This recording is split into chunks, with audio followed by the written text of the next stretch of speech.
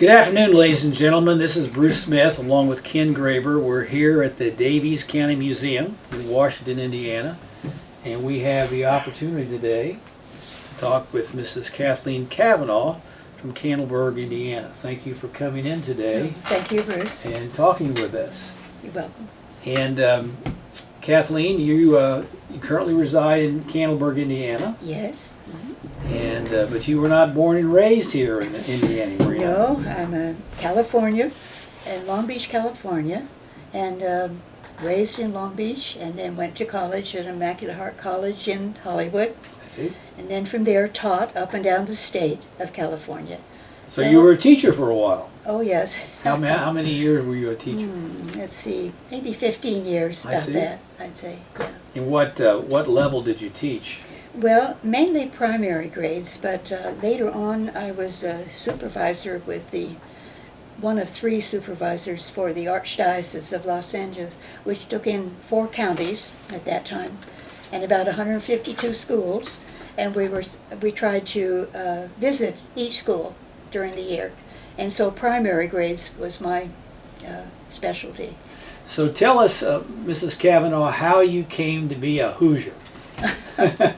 Okay. Well, after I retired from teaching, I went to work for Father Peyton, who had been a friend of mine since college days, and a wonderful person. He's the one that I'm sure you've heard, the family that prays together stays together. Yes. So that was Father's, what would you call it?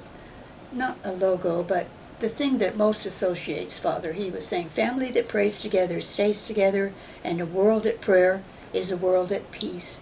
So with every place that he would go and talk, he would also always bring that in. There were big posters made of it, and he tried to promote that all around the world, because he did have his he had his rosary campaigns all around the world, and millions would come out. In fact, there's recently a movie that's been released, full-time movie, called Pray, the Story of Patrick Peyton. And it's a beautiful movie. It tells about his life as a priest, and also all of these campaigns that he had around the world.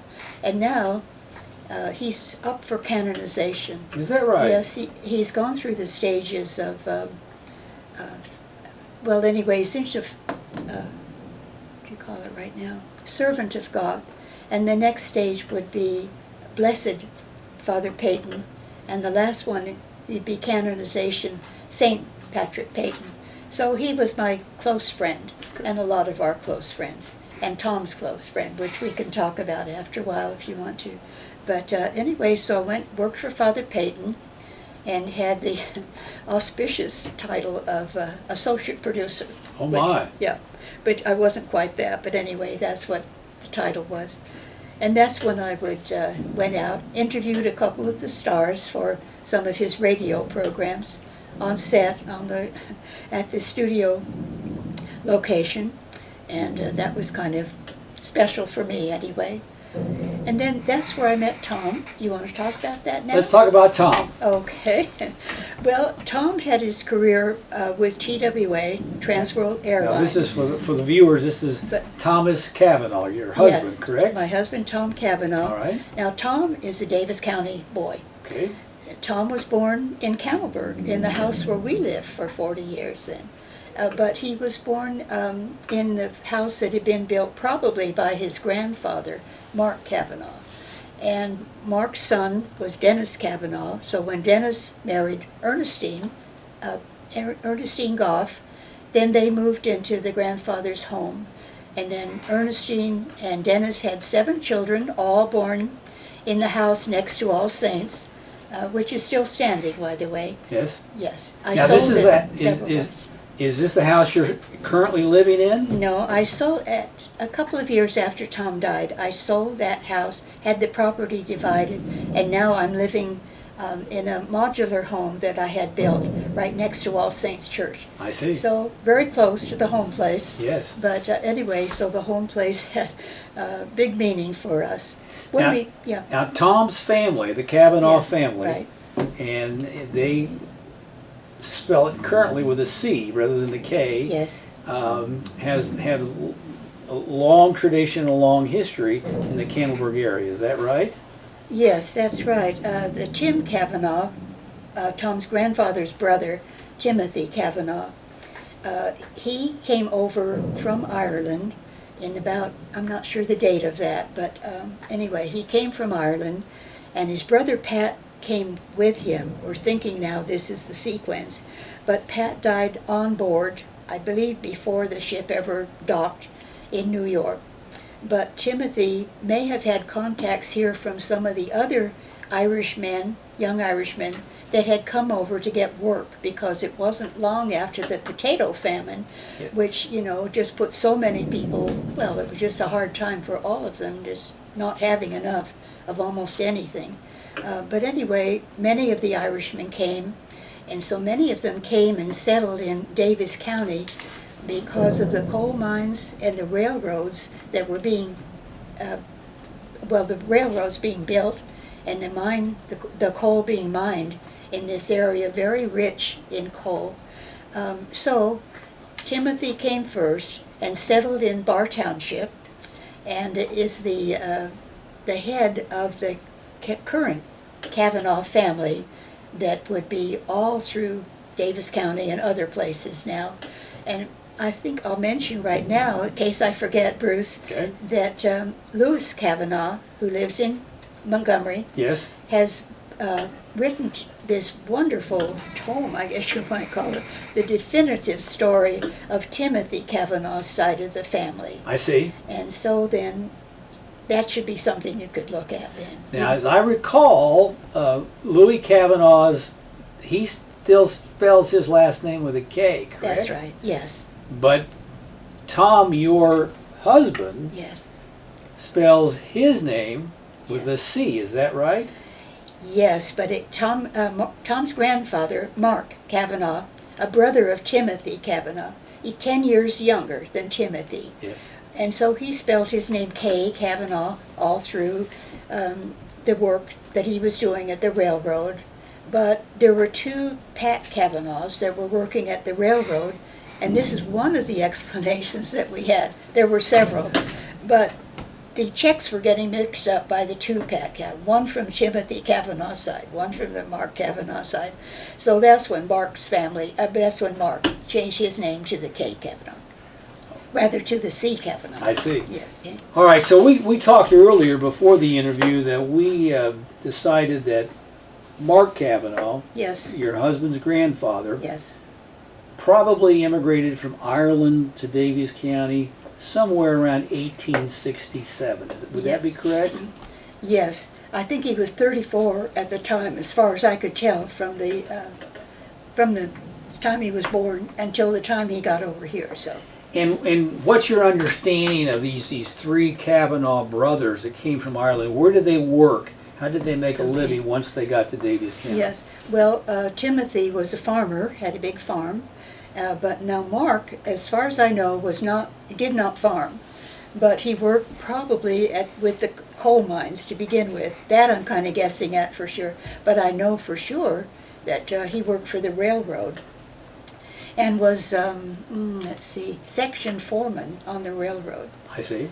Now, Mark and his first wife, Ann Kelly, they had 4 children. They had 3 boys and a girl. And the girl's name was Bridget. And Bridget would help her father, on the railroad, because when Mark was section foreman, he would go up and pick up Father Pierce from St. Peter's to bring him down to All Saints for Mass at All Saints. But sometimes when the roads were too muddy to travel, Mark had access to the hand car that they used. That's right. So he would pump the hand car up to Montgomery, and his daughter Bridget would often help him Is that right? with this on the hand car to bring Father Pierce back down here. But the reason I mentioned Bridget specifically is that when Bridget was older and married an O'Neill, one of their sons was Leo Cavanaugh O'Neill.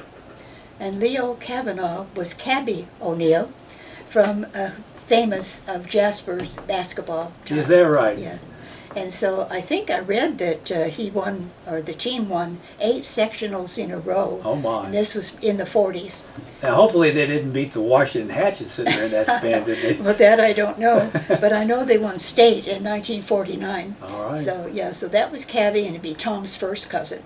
Now Mark's Cavanaugh, Tom's grandfather, Yeah. his son was Dennis Cavanaugh, is that correct? Yes, well, after Anne died, then sometime later, Mark married a widow, Mary Dowling, Okay. and they had one son, which is Dennis Cavanaugh, Tom's dad. Yes. And then Tom's dad, let's see, what did he do as a youngster? Oh, there's kind of interesting stories about Dennis in school that for his graduation, I think, he had to recite a poem. He had written a poem, no, maybe not a poem, but like an essay. And I believe it was called something about the trials of working, the workman, something similar to that. And also he was in the Cannelberg Band and some other outfit in Cannelberg that he was involved in. So he's a busy little fellow in his teenage years Yes. and his young youth. And then he married Ernestine Goff from Tom's grandfather on the other side. His daughter was Ernestine Goff.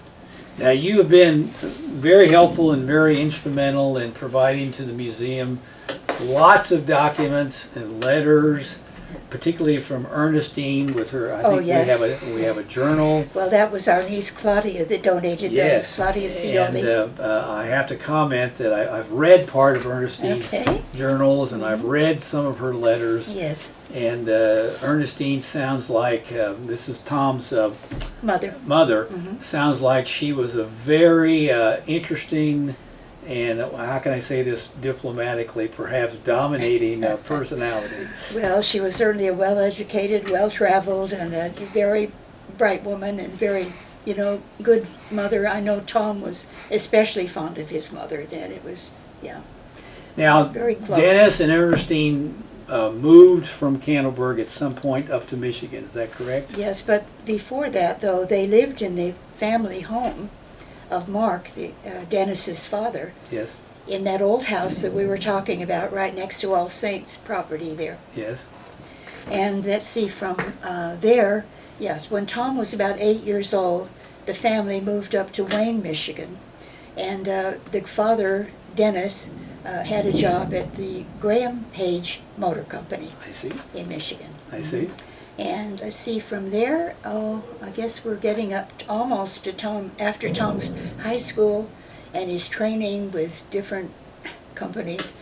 That's when 2 of the fellows from Lagodi, or Martin County anyway, older men, had moved out to California, and they had sent word back for the local fellows here, and then Tom included, that if they would come out to California, they would find jobs for all these young men. And what period of time are we talking about? What was this before or after the World War II? Do you remember? Yes, this was before World War II, yeah, quite a bit before. But in the 30s sometimes then. So All right. yeah. And so Tom moved to California. Yes, he got a job with Pacific Aviation, and then from there, that's when he was in the Army then, after that. And he was in the occupied forces in Japan. Yes. And then from there, he came back when that was finished and got his job with TWA. All right, we're gonna take a little break here now, but we'll come back. When we come back, we're gonna talk with Mrs. Cavanaugh about a little bit more about Cannelberg, Indiana, and the significance and the role that the coal industry and the railroad played in the history of Cannelberg, Indiana.